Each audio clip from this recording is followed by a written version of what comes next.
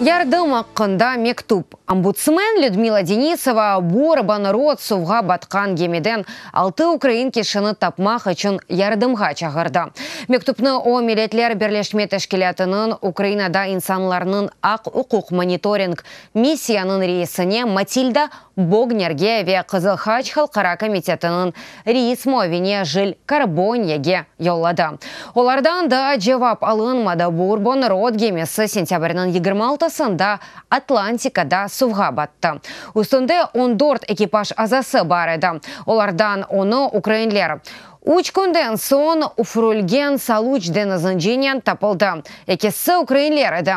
Бұндан да ғайры 4 жесет тапылды. Олардан екесі украинлер бірісі әлі да белгісіз.